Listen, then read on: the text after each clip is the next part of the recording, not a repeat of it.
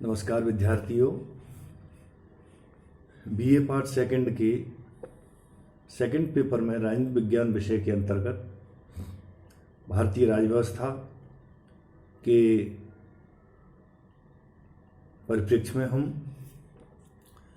जो election commission में reforms की बात है उस पर चर्चा निरंतर करते हुए उसी श्रृंखला में हम जो प्रमुख मुद्दा रहा है उसको दे रहे हैं, जो कि अक्सर राजनीति में एक विशेष मुद्दा रहा है। उसे हम 1952 से लेकर के और बाद में जो दल बदल की स्थिति निरंतर बिगड़ती गई, आए दिन दलों का बदलना,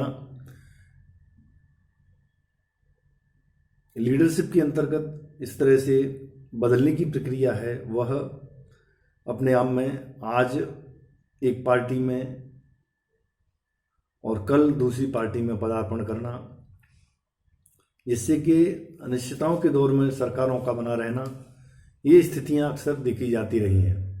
गठबंधन की सरकारें बनी उनमें मूल रूप से दल बदल की जो स्थिति है उसको हम देख सकते हैं, और उसी के आधार पर दल बदल कानून को कितना प्रभावी तरीके से लागू करना, ये मूल रूप से संवैधानिक दृष्टिकोण का एक प्रमुख विचारणीय बिंदु रहा है। एवं दल बदल कानून जो बनाया गया उसको कितने प्रभावी ढंग से राजनेताओं पर लगाम लगाने एवं दल बदल की भावना को बदलने या इस कार्य को न करने के लिए उनको कहाँ तक बाध्य किया जाए, तो ये सारी बातें दल बदल के अंतर्गत आती हैं। 52वें संविधान संशोधन अधिनियम 1985 द्वारा सांसदों तथा विधायकों द्वारा एक राजनीतिक दल से दूसरे दल में दल परिवर्तन के आधार पर निर्भरता के बारे में प्रावधान किया गया है। इसके लिए संविधान के 4 अनुच्छेद 101, 102, 190, 191, ये अनुच्छेद संसद एवं राज्य विधानमंडलों की सदस्यताओं से सीटों की रिक्तियों और निर्भरता से संबंधित हैं। इसमें परिवर्तन किया गया तथा संविधान में एक नई अनुसूची जिसको 10वीं अनुसूची कहते हैं उसको जोड़ा गया। यानी 1985 के 52वें संविधान संशोधन द्वारा प्रभावी तरीके से एक इस तरह का अमली जामा पहनाया जाना, जिससे कि दल बदल की स्थिति है उस पर नियंत्रण किस सीमा तक लगाया जाए और किन कठोर प्रावधानों के अनुसार उनको प्रतिबंधित किया जाए, उनको निर्धारित किया जाए। 91वें संविधान संशोधन अधिनियम 2003 द्वारा 10वीं अनुसूची के उपबंधों में एक परिवर्तन किया गया। अब विभाजन के मामले में दल बदल के आधार पर अयोग्यता नहीं मानी जाएगी। इस जो अधिनियम के उपबंध हैं या इस अधिनियम के जो प्रावधान किए गए, कानून बनाए गए, उसमें हम देखते हैं कि 10वीं अनुसूची में दल बदल के आधार पर जो एमपी होते हैं, सांसद हैं, उनकी एवं विधायकों की जो एमएलए होते हैं, उनकी निर्भरता से संबंधित कुछ प्रोविजन किए गए, उपबंध किए गए। उनके अंतर्गत हम देखते हैं सबसे पहला है निर्हरता। एक तो अर्हता होती है, योग्यता जिसे कहेंगे, एक निर्हरता, इसको हम अयोग्यता का सूचक मानते हैं एवं उसको अयोग्य ठहराने की स्थिति पैदा करते हैं। राजनीतिक दलों के सदस्य किसी सदन का सदस्य जो किसी राजनीतिक दल का सदस्य है उस सदन की सदस्यता के निर्हर माना जाएगा।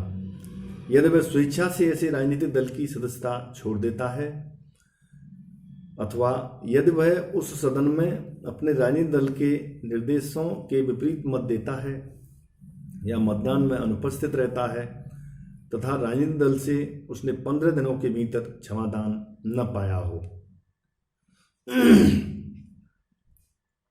फिर है निर्दलीय सदस्य। कोई निर्दलीय सदस्य जो बिना किसी राजनीतिक दल का उम्मीदवार होते हुए चुनाव जीता हो, किसी सदन की सदस्यता से निरर्हक हो जाएगा यदि वह उस चुनाव के बाद किसी राजनीतिक दल की सदस्यता धारण कर लेता है। यानी जो निर्दलीय सदस्य है उसके द्वारा चुनाव जीतने के बाद वह और किसी राजनीतिक दल में जाने की कोशिश करता है तो उसकी सदस्यता को निरर्हक माना जाएगा। फिर है नाम निर्देशित सदस्य।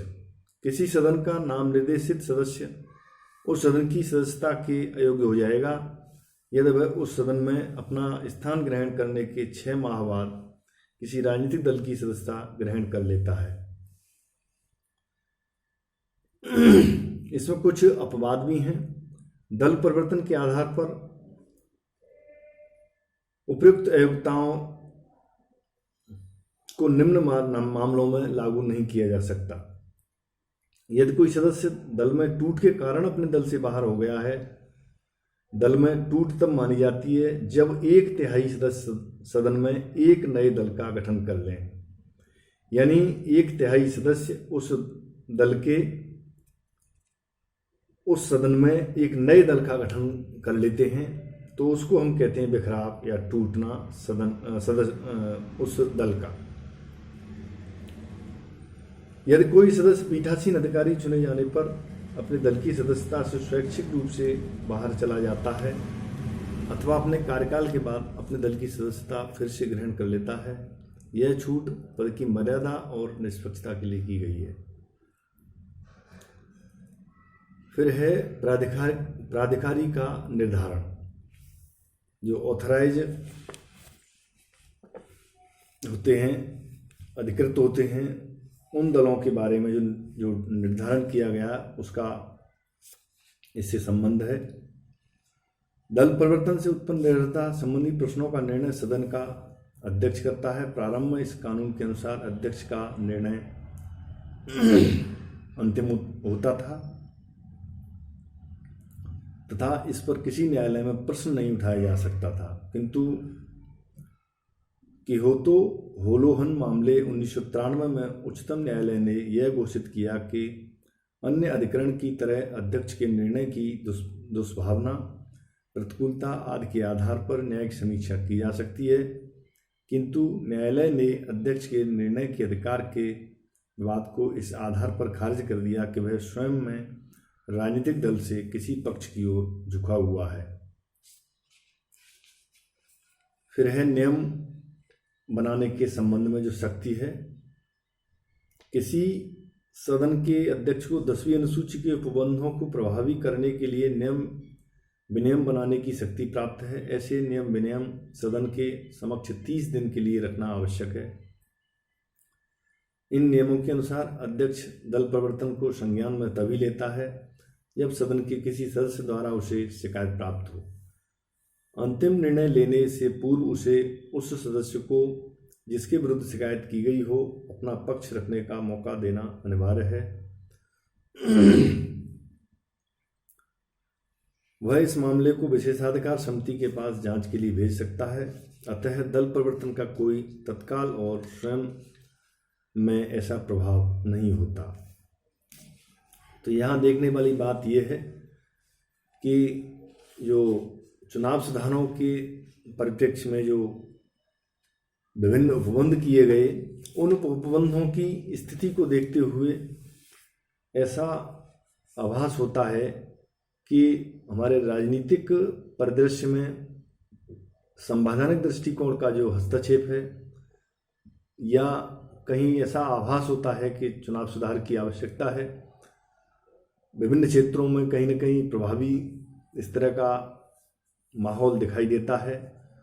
तो विभिन्न समितियों के माध्यम से चुनाव आयोग द्वारा निष्पादित जो कार्य हैं उनको किया जाता है और उनको करने से कई स्थितियों को, जो कि लोकतांत्रिक तरीके के विपरीत आचरण करने वाली हैं, को अवरुद्ध स्थिति दिखाई देने को मिलती है और उससे चुनावों में सुधार के माध्यम से विभिन्न प्रकार के नई स्थितियों को आना एवं जो अनुचित तरीके से कार्य करने का जो तरीका है उस पर लगाम लगना, इस तरह की स्थिति अक्सर देखी जाती है। एवं चुनाव सुधार के समय समय पर किए गए विभिन्न इस तरह के निर्णय, चाहे वह राजनीति के किसी भी क्षेत्र को छूते हों, उनमें प्रभावी ढंग से निर्वाचन आयोग का परफॉर्मेंस अक्सर रहा है। इलेक्ट्रॉनिक वोटिंग मशीन के संबंध में हम देखते हैं कि कितना विवादित मामला तैयार होता है और उसके द्वारा लोकतांत्रिक तरीके पर ऐसा कीचड़ उछाला जाता है कि जिससे लोकतंत्र में एक नागरिक की जो आस्था है वह पूरी तरह से टूट जाती है। लेकिन उसको स्पष्टीकरण करने के माध्यम से या संतुष्ट करने के लिए एक मताधिकार रखने वाले व्यक्तित्व को ऐसा आभास हो कि हाँ, हमारा वोट सही जगह जा रहा है एवं चुनावों की जो प्रक्रिया है वह पूरी तरह से सही संपादन कर रही है, ये अत्यावश्यक है। आज के लिए इतना ही। धन्यवाद।